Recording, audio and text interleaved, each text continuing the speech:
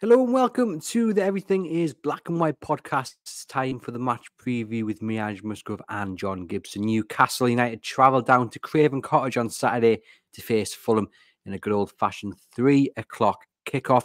John, welcome back to the podcast. How are you keeping? I'm keeping very, very well. The way results are going, mate. When you're third top unbeaten, best start since Kevin Keegan in 95-96.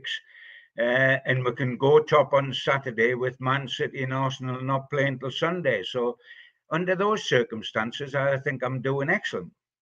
Yes, you and the rest of the Newcastle United fan base, if we look past the below par performances and if we think about how good it's going to become even better when it finally does click into place. Newcastle United, if we're the internal optimist, are going to be an unstoppable force this season. As we mentioned there, Fulham are the opposition on Saturday.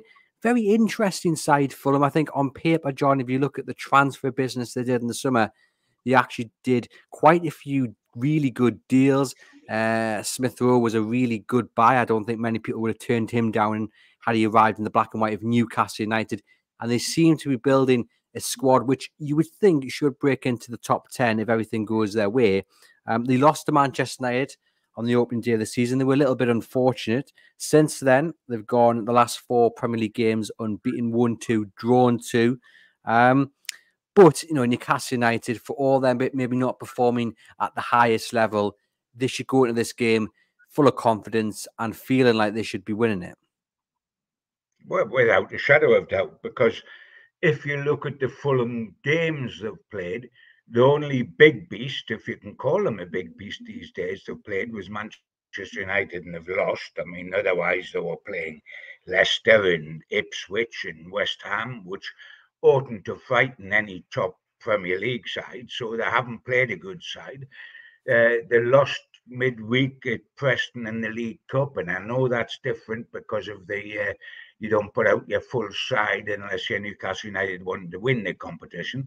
And they lost in a heck of a penalty shootout that went on all night, which doesn't help the long journey back to London. Yes, they've got good players. Emile Smith Rowe is a good player. Jacques Amandis in the centre half. Remember, we were looking at him when he was at Palace. Jimenez, the old centre forward from Wolves, was an exceptional ball playing centre forward, has lost a lot of his edge since he had that horrific head injury. But they haven't got players that's going to terrify you. As I've already said, we're unbeaten, we're third top, we can go top with a win. Can you think of any more greater incentive than that? And I tell you what, and we're right about performances, but I'd rather be winning and drawing every game and never losing and playing iffy than be Spurs, where Big Ange is talking every day about how much possession they have, how they're torturing sides, etc., etc. Unfortunately, they're not winning because they're not finishing and they're getting caught with the high line of defending. So, do we want to be Spurs or do we want to be Newcastle United? We want to be I Newcastle want to be United. Newcastle United without a doubt. And I think you're right, picking up the wins and the points when you're not performing at your highest level, it's the perfect stone for that foundation, isn't it? Eddie Howe doesn't have to worry too much about the performances as long as they keep winning, and it makes his job finding that remedy that little bit easier. And like we say, once it clicks, John, goodness me, it's going to be a scary proposition for anyone wanting and trying to beat Newcastle United. Yeah. We've got to believe that, and because of the ability that's there. And I mean, I've said it before: the ability in the front six, if you like, the middle three and the front three, including those in reserve, outside of the very serious situation I've kept banging on about, and so have you for about a year and a half now, of having no cover for Isaac, which almost come home to haunt us in the second half at Wolves, and could come to haunt us down at Fulham. I think we're very vulnerable at centre forward. But outside of that, the players we've got for the middle of the park and up front, inability going forward is huge. And yes, there's holes in the squad, and we all know about that. We've banged on about that for ages. But the ability within the squad, when you looked at the bench at Wolves, it was fabulous. apart from the fact that it didn't have an out-and-out top goal-scoring centre-forward there, and didn't that come home to roost? And then it didn't, because unbelievably, having lost Isak, the one player you don't want to lose, and having to put Gordon at centre-forward, we are actually 1 down and win 2-1 with 2 long-range efforts out of the blue. But I wouldn't like to try to do that too often, Andrew. No, not at all. It's not a position that Eddie Howe will want to find himself in. But as you say, he could very well find himself having to play Anthony Gordon on Saturday. We await any news on Alexander Isak, who had to leave the pitch at half-time due to an eye injury. And eye injuries can be one of those that they can be very serious, and they can keep players out for a wee while.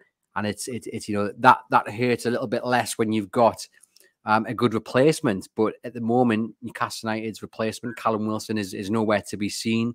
Eddie Howe doesn't trust or doesn't think William Isula is ready to be that target man up front. So he will turn to Anthony Gordon. And I do feel a little bit for Anthony Gordon, because as people on this who listen to this podcast know, I'm not a fan of him up top. I just don't think it works. I don't think he likes playing there. I know he said previously he does, but his body language tells a totally different story. But John, if Isak isn't available for Saturday, which is probably the only negative going into this game until we get confirmation either way, and even if we get an answer from Eddie Howe on Friday, it wouldn't surprise us if he says he's available, and then Saturday's not there. But if he's not there, John, there is only one man who starts up top, isn't it, in Eddie Howe's eyes, and that'll be Anthony Gordon. Yeah, he'll play the false 9, which he did on times last season, which he did successfully for the age group when the under-21s won the European title. But it's a lot different playing against young men, young, inexperienced men, than playing in the Premier League against quality. If we haven't got Isak, we are in trouble.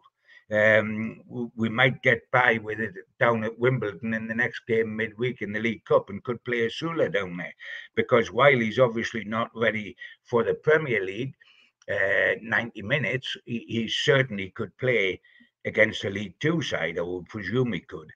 But we would be considerably more toothless if we haven't got Isak. But that is the situation from hell, isn't it? It's the one we've feared for an awful long time. It irritates me, because we've known about it for an awful long time, and for one reason or another, financial fair play or whatever, we haven't addressed it. But we've hung our hat, Eddie's hung his hat heavily on Callum Wilson, and repeatedly that's boomeranged. I mean, we haven't seen him yet. There's no chance of him playing at Fulham, and he was injured and sent back home from Germany, and it wasn't even in a pre-season friendly. I mean, the lad is terrific, a terrific centre-forward. But, I mean, Malcolm McDonald was a magnificent centre-forward, but he sits next to me in the press box now. I don't want him on the pitch playing for Newcastle United.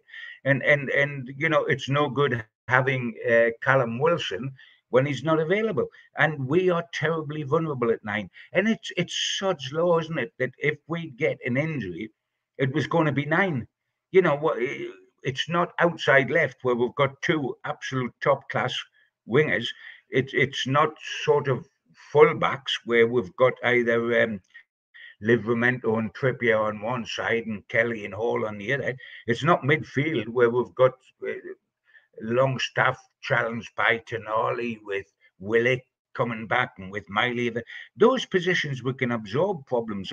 Centre forward is one of the few positions, goalkeeper's another, I would suggest, that we cannot absorb problems. And inevitably, that's the one where we've either got a problem or it's off heightened what's going to happen if we ever do have a problem.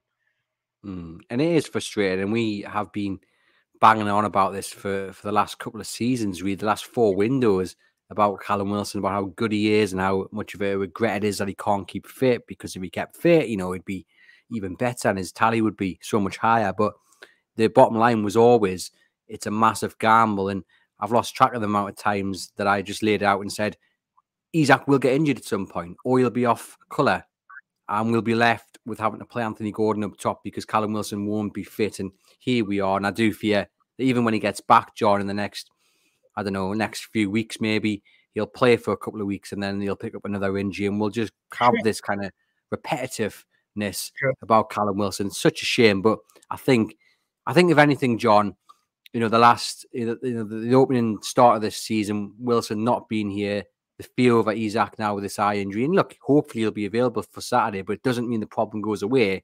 I think hopefully in the eyes of Eddie Howe, it maybe just changes his mind on Callum Wilson. He maybe will come to realise that it's not worth the gamble, because if Newcastle United are going to be serious contenders for the top four, they need, at the very least, 2 top quality strikers to alternate, to replace, to change the game. And at the moment, they've got one because the other one is not available enough. On William Asula, and we mentioned on the interesting thing. Sorry, Andrew, just want to add to what you've said and back it up. If you spend £10 million down payment, a few more add-ons on a striker, and you're a top Premier League club, I'm talking about Asula, you get exactly what we've got. You get potential, but nowhere near ready, because strikers cost more than any other position, and it's 10 mil. That's peanuts. So we've got what Asula is, which is a bright young kid with loads of pace and loads of potential, but is really raw and rough around the edges. We've got a number 3 striker. What we haven't got is a number 2 striker.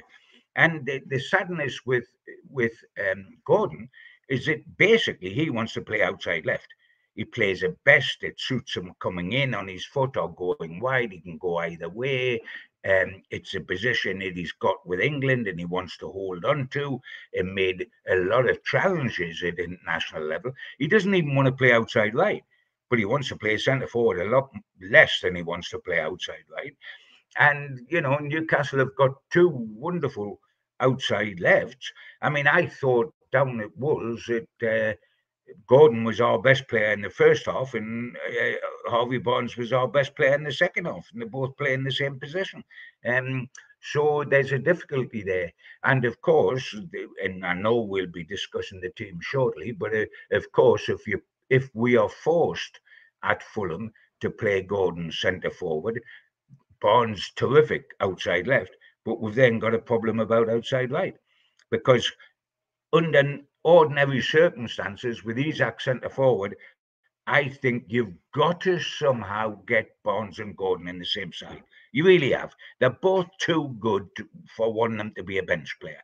You've got to get them in the same side. And the only way you can do that, apart from Gordon playing centre forward in an emergency, is Gordon playing on the right and Harvey Barnes playing on the left. And that's what I would do with Fulham with Isak centre forward if we have Isak. But if we don't, we are weaker at centre forward and we're weaker at outside right. Well, you've answered one of the questions that was going to come later, and that was whether Harvey Barnes should start. So you've given him the nod. I still wouldn't be surprised if Isak is fit. I still wouldn't be surprised to see Gordon on the left and Murphy on the right. I've just got a feeling that Eddie Howe's not going to change it up too much, and Barnes has a very good record of coming off the bench and impacting the game. So I can see that. I can see that being the scenario on Saturday if everyone's fit. I really hope it isn't, because I mean, I think Eddie's lovely, and I think he's wonderful, and I think he's very shrewd, and I think he knows more than me, you, Uncle Tom Cobley, and everybody else. And his record this season and 2 seasons ago proves that. But I still think, and it's only a matter of opinion, but we love opinion, I still think Eddie initially got it wrong at Wolves. I think he got his team selection wrong. I'd been banging on, and I think you supported me, that we had to start with Barnes and we had to start with Tonali. We didn't do either. The one change everybody was expecting was Tonali for Longstaff, and we got 3 changes, but that wasn't one of them. We knew we would get Kraft. Kraft would go out for Shaw, but we didn't necessarily expect Kelly to be dropped at left back, and we certainly expected Tonali to be in. I think Eddie got it wrong. The wonderful thing is that he didn't spend time deliberating over it. He changed everything at half time. And when we got Barnes on and when we got Tonali on, I think they helped to change the game. And I only hope that has proved something in Eddie's mind, and that he starts with both of them down at Fulham. And quite frankly, and I have banged on about Murphy being a top-class squad player, but that's what he is. And I think he didn't do well. He drifted in the game at Wolves and he got on for the whole of the time as it happened. And I think he did nothing to increase the reason why he ought to start in the game. Now, I know there's a difference between what I think and what Eddie thinks, what you think and what Eddie thinks. And you're trying to second guess Eddie. I can't do that. I'm just trying to say what I would do. And I don't think Murphy has this. Over this season, having had a wonderful preseason, I think when he's been in the team, apart from that wonderful run to set up the winner against Spurs, I think he's been very moderate. And I don't think he's done anything near enough to start in this team. Certainly not ahead of Barnes. Good gracious, it's chalk and cheese. Yeah, it's a wasted opportunity really for Jacob Murphy, but fingers crossed he can refine that form that we saw in the summer. And there's plenty of other selection dilemmas that we're going to talk about, but I just want to briefly go back to the Gordon and Asula debate. It sounds like, John, you fully understand and fully back Eddie Howe playing Gordon up top over Asula. Is that because you just don't think the young man's ready? I haven't seen enough of him to know. What I have seen confirms what I think, which is he's potentially an exciting player. He has pace to burn. There's something to work on. Is he good enough to be centre forward of a team that's already in the top four and can go top on Saturday night with a victory? No, I don't think he is. I don't think he's anywhere near that. And certainly Gordon's a much better footballer. He mightn't be as great a finisher, but he's a much better footballer. And I would go very reluctantly with Gordon, but it's centre forward and Barnes on one wing, and either Murphy or Miggy on the other. But I do think that will weaken us hugely up front. And weaken us not just at centre forward, Andrew, but weaken us at outside right as well.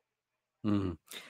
The other selection debates, the one that has really, been talked about alongside Harvey Barnes is Sandro Tonali. I think though pretty much everyone is on the same wavelength with this one. People are expecting him to come in for Sean Longstaff, but Joe Willock's the interesting one because he also came into the game at half time against Wolves. And he offered energy and pace, and he really, really impressed. Could you see him coming in maybe for Joe Linton? Yes, I could. It's funny you should say that because we haven't got to that, but a piece that I'm busy writing for the weekend is going down that line. We all expect Tonali for Longstaff, and we all hope it's Tonali for Longstaff. And that's not having a go at Sean. He's very valuable to this club, but you know, is he a 52 million pound midfield creator? No, I don't think he is. Look, Tonali is. And the amazing thing with Joe Linton, and I'm always very reluctant to sort of suggest that Big Joe should go out of the side because he's an absolute colossus. Just looking at him terrifies you to death. You think you need grappling irons against him, don't you? You know, it's amazing. But if you analyse form, and I hasten to say in 6-foot high letters that I'm not suggesting he's a homer because he's anything but. He is what he is, all the time. But by coincidence, this season, he's had 2 decent home games and his 3 away games, he's been very average to poor. And he was awful down at Wolves. And if you went strictly on form, you would go Bruno, Tonali, and Willock.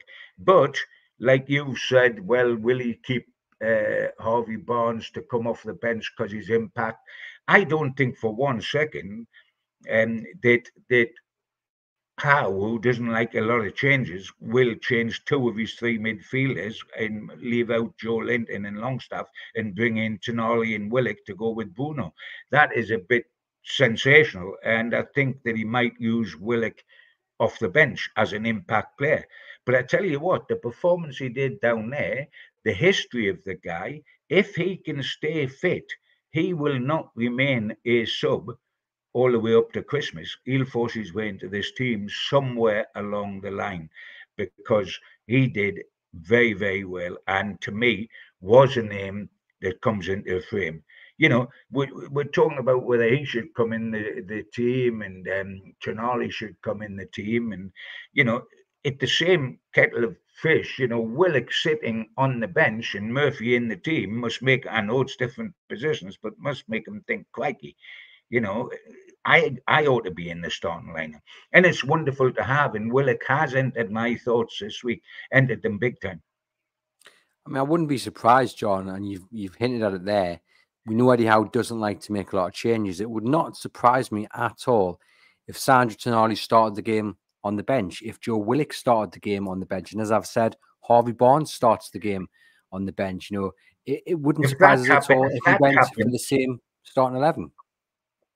If that happens, I would go and put my forefinger in the sausage machine and shave it off. Because with the players we've got, if we keep people like that on the bench and start with utmost respect, if we start Murphy and Longstaff down at Fulham, when there's the players you've just mentioned, like Harvey Barnes and Tonali and Willock around, we are Las Vegas gamblers. I would not like to see that under. You put your best players on the pitch from kickoff as long as they're 100% fit. And really, the definition of loyalty is a very admirable thing, but starting Longstaff and Murphy ahead of Tonali and Bonds is one step too far, just in my opinion. Yeah, I think many people would agree with you. If not everyone probably listening to this, we would say that Tonali has to come in without a shadow of a doubt. Harvey Barnes, I think the majority, not everybody, would say he comes in. Some argue, well, one match winning goal isn't enough maybe to cement a place in the first 11, but he's certainly one of those players who he scored the previous game, Andrew. He scored the previous game against Spurs as well when we won 2-1. He did, and it was a lovely, lovely finish. I know, there are people now in Stokes, our colleagues, one of them who wants to see a little bit more from him before he becomes a cert in the team. The other positions, John, I mean, there's one at left back. Is it Lloyd Kelly? Is it Lewis Hall? I mean, your good friend John Anderson has gone in on Lewis Hall slightly on BBC Radio Newcastle's podcast, saying that he there's holes in Lewis Hall's game and he kind of fears from defensively. What do you make of Lewis Hall's start to the season? I think going forward he looks right at home, but I can kind of see where Ando's coming from. I'll just read you the quote first, John, and then I'll let you get into it. Ando said, "I have doubts about him from a defensive point of view. Some of the positions he takes up aren't great. I think it's mainly the case that he isn't defensive minded. He wants to get on the ball. He wants to get forward. He wants to join in, which I know is your modern day fullback, and I appreciate that. But when it comes to defending, you've got to do it. You have to be in the right areas. You can't leave holes in behind you. And in the games he's played this season, they have been there for everyone to see. He's still only 20 years of age, but whether he sees his future long-term as a fullback or not, I don't know. The boy can play the game. There's no doubt about it. I just feel defensively, he doesn't think defensively.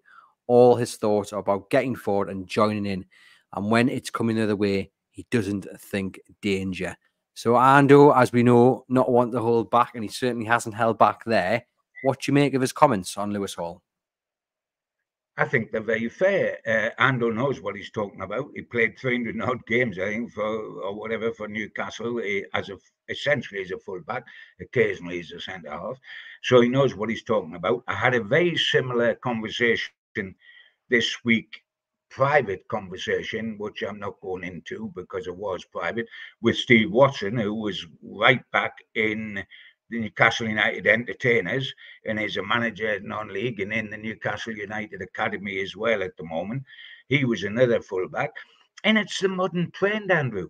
The old days and not so old days, like when Ando played and Watto played and further back when we won the Fairs Cup, etc., and I had Frank Clark as a fullback. In the old days, the fullback's first job was to defend, and then he attacked, then he overlapped. The fullback's first job now is to overlap and then defend. The job has changed. Now, I'm not having a go at the situation. It is what it is, and you get things happening like that in football.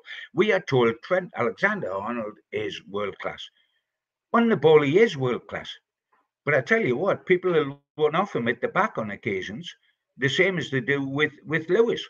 The difference is with Lewis, and I'll include uh, Tino Livramento in this, because on their goal, when there was many mistakes made, I mean, down at Wolves, first of all, Sean Longstaff loses the ball, then um, uh, Burns done for pace. Bruno didn't track back the runner who picked up the ball and then did the wonderful dummy.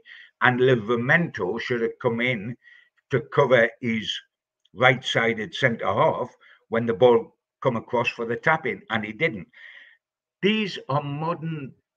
These lads are still learning, so they will learn a lot more and hopefully a lot more defensively. As technicians, as footballers, they're excellent. They're quality footballers. As defensive guys, there's a frailty, but there is in most fullbacks these days. The days of Frank Clark have gone. The fullbacks are just an extension of wingers these days. It's a different world, and I do think. I mean, therefore, we can have a conversation, and you know how much I've been on about Livramento, and we could sell a Trippier, and how much I've hung my hat on people. But you could say, do you want Livramento or Trippier right back, and do you want Kelly or Hall left back at Fulham? And have a healthy discussion, as long as you kept it healthy and it wasn't personal and it wasn't silly like some trolls can be. It is a good discussion, and I emphasize I'm not having a go at Hall or at Tino, but there's a slight weakness in every single person's game, unless you were Messi of 4 years ago. And with most fullbacks now, and Trent Alexander-Arnold's held up as the great example of this genius. I tell you what, you can off a good winger can off one off the back of him in defensive situations. We are short defensively, and I think Ando's critic of Lewis Hall is very fair, because it is true. He is terrific going forward. It's also true that he's not so clever defensively. Yeah, I think the important thing Andrew said there, he's got time, hasn't he? And that's the key thing. It's good to be critical. It's good to critique, and it's especially good when you're doing it as someone who's played as many games as Andrew did for Newcastle United in a similar position. So his opinion matters more than most. But Hall will become a top player. And I think Andrew's right. Is it a left back? Is it maybe a little bit further forward? With the debate on the other side, John, in fact, we'll actually stick with Lewis Hall. I was just thinking, does it highlight as well just how much they need Joe Linton to be at the top of his game? Because we know last season, the season before, what tended to happen was Joe Linton would drop back a little bit and just offer that little bit of protection to the left side. And maybe that hasn't happened. And that's also moved by Dan Burnett's left-sided centre-backs become exposed. It was particularly apparent on Sunday against Wolves. And maybe that again just reaffirms that when Joe Linton's not on the top of his game, whether that be going forward or going back, Newcastle United really do suffer. Yes, I think that's absolutely true. If you're going to play Lewis for all his pluses, where he comes forward, uses the ball terrific, etc., etc., etc., then you need your left-sided midfielder to provide a shield for him, and Joe Linton at his best does that magnificently.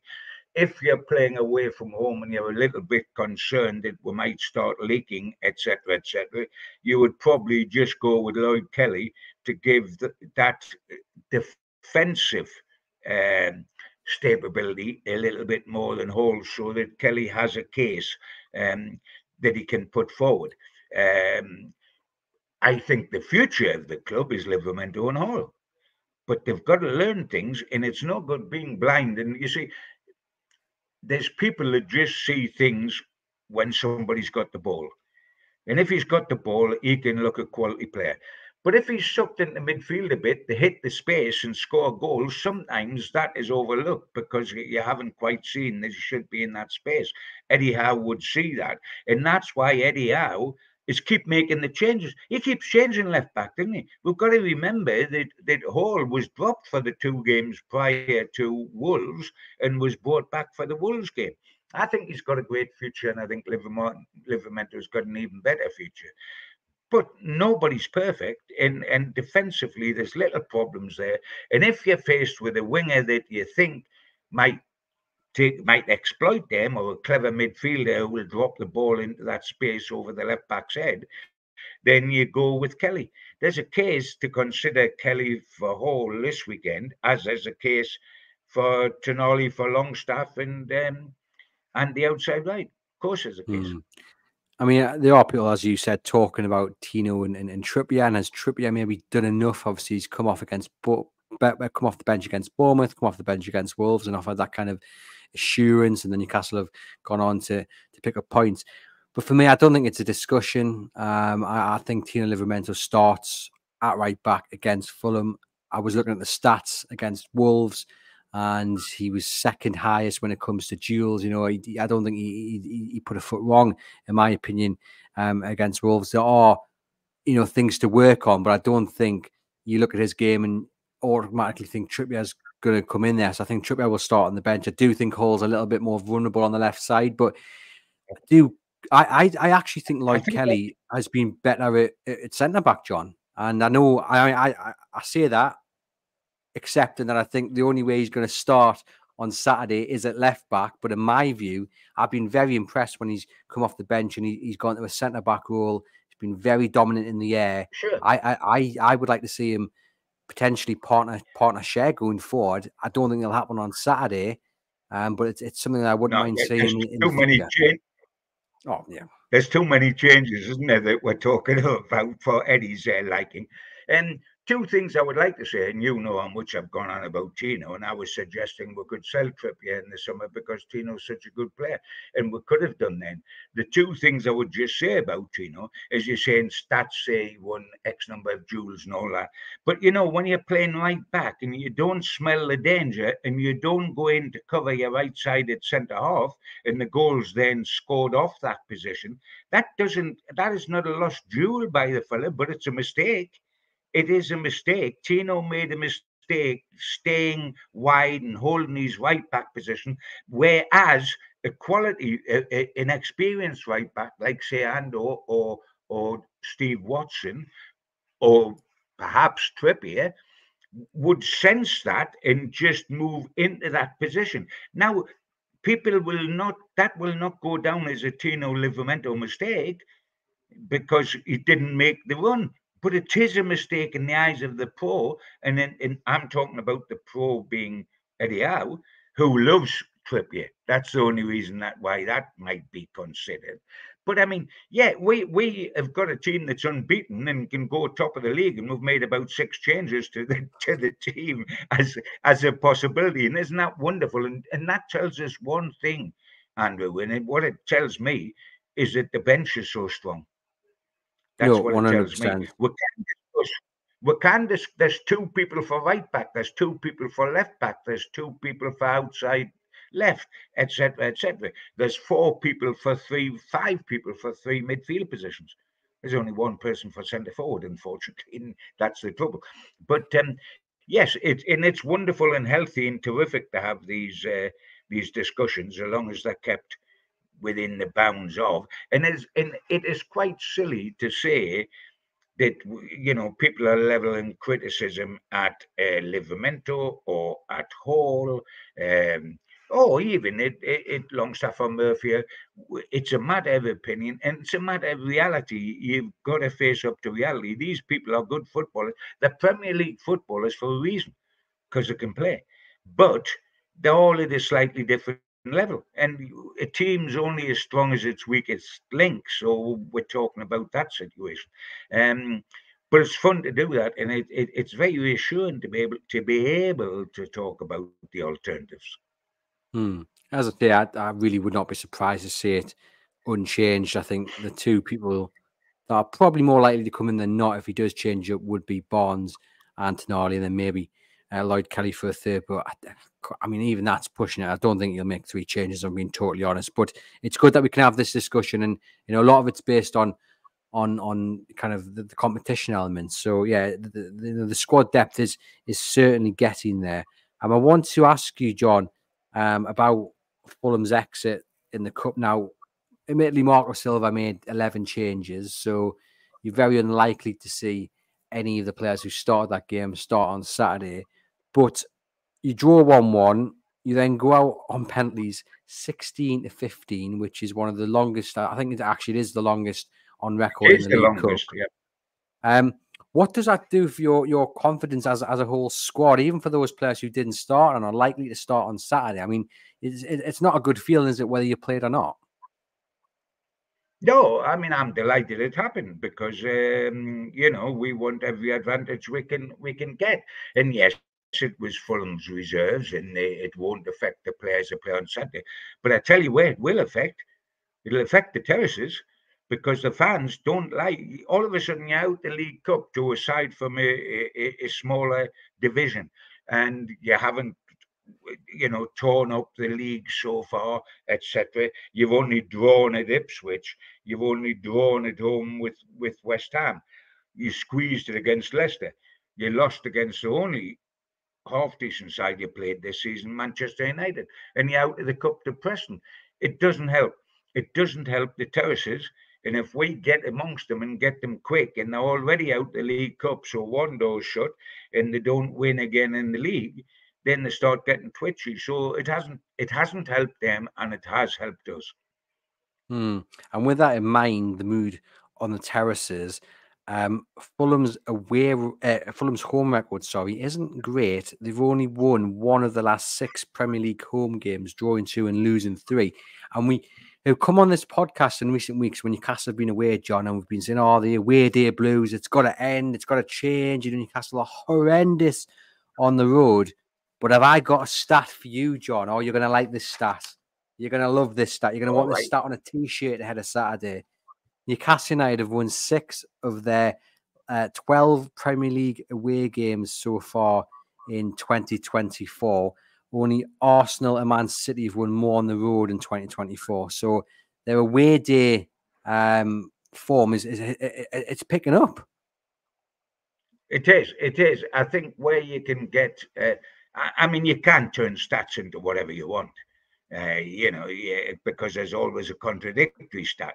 And I think what has bothered Newcastle United fans and me in the past about their away form is that when they haven't won, they've tended to lose, Andrew. They haven't drawn, normally you say win at home, draw away. That's a great recipe for promotion or getting into Europe or whatever division you're in.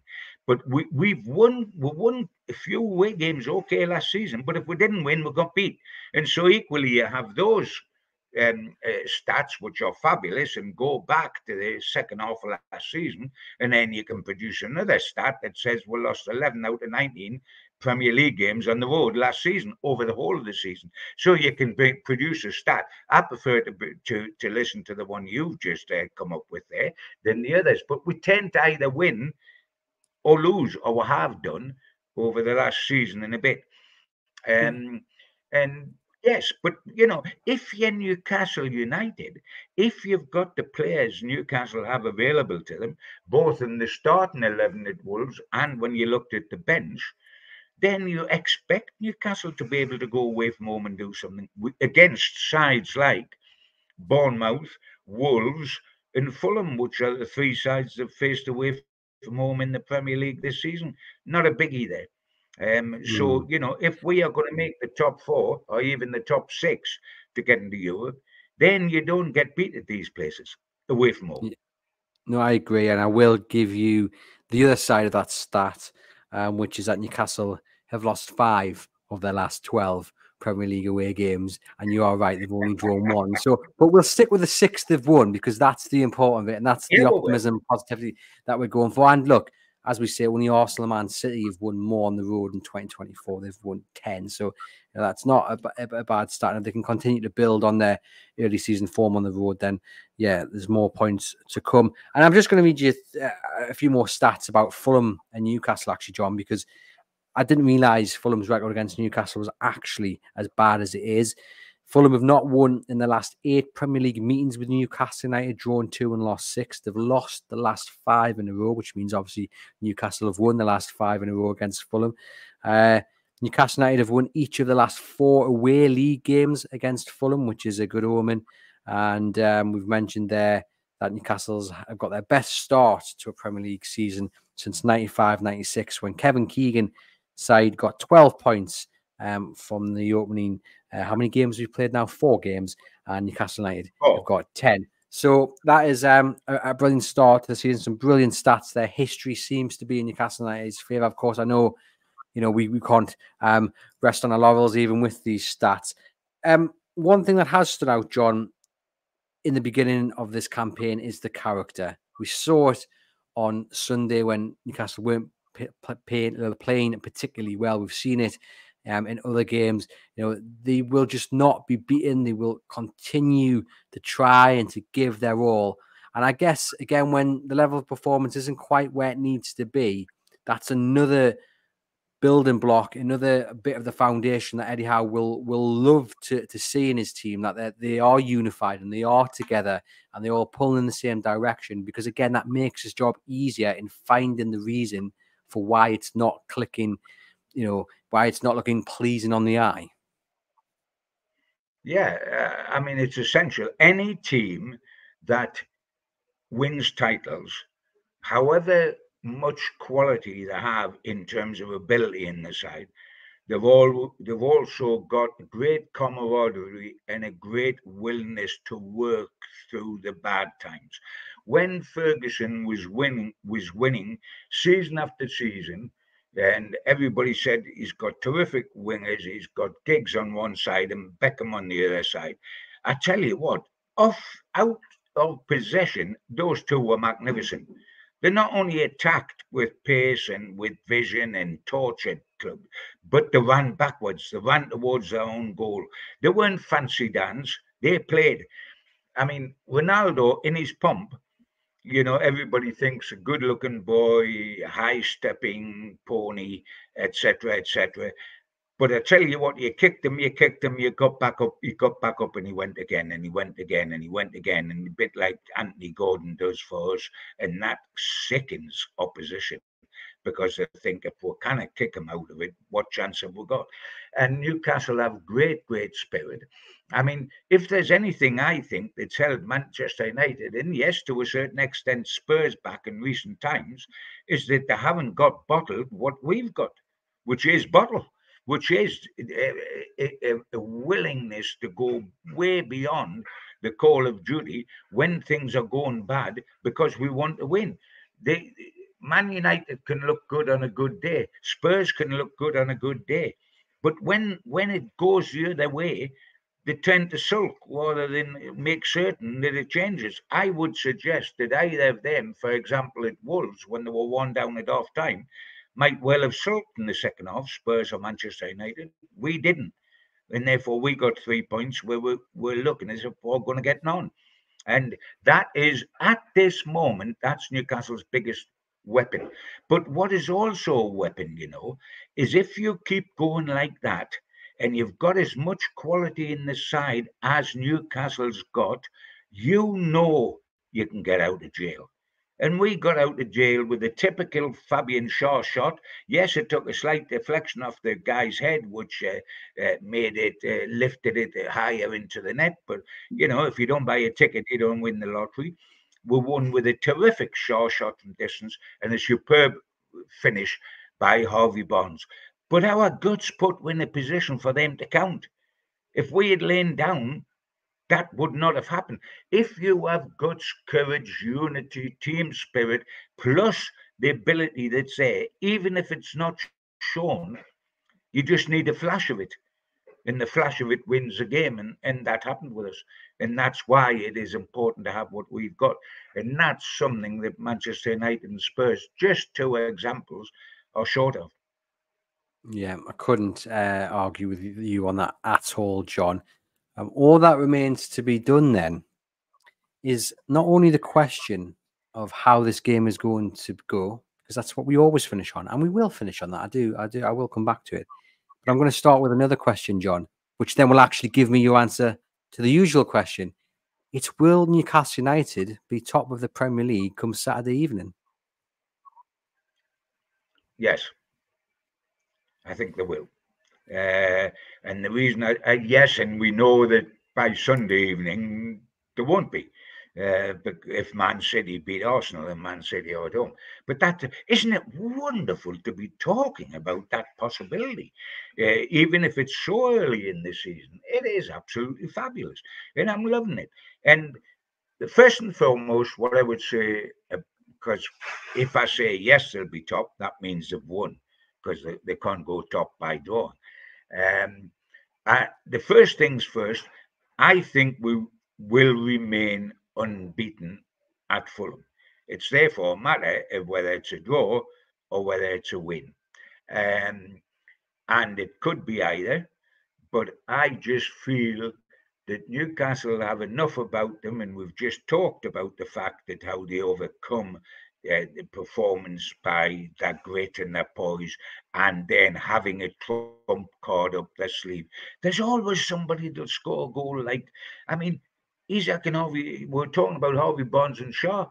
We weren't talking about Isaac. We weren't talking about Gordon. We weren't talking about Bruno or Joe Linton or anybody else that could score goals as well. We've got goals all over the park. If we stay in a game, somebody, and there's enough of them, can pull something out the top drawer to turn the game completely on its head. And they've been doing that recently. And therefore, I think it'll be a tough old game, as Wolves was, for various reasons, including the fact that we mightn't play to our best for 90 minutes. And by the way, it's awfully difficult to play to your best for 90 minutes regularly, you know. Even Man City don't often do that. And Arsenal won very dirtily. I don't mean physically dirtily. I meant scruffy knees dirtily at Spurs. So, you know, and nobody has a go at them for not looking silky smooth every day. You can't look silky smooth every day.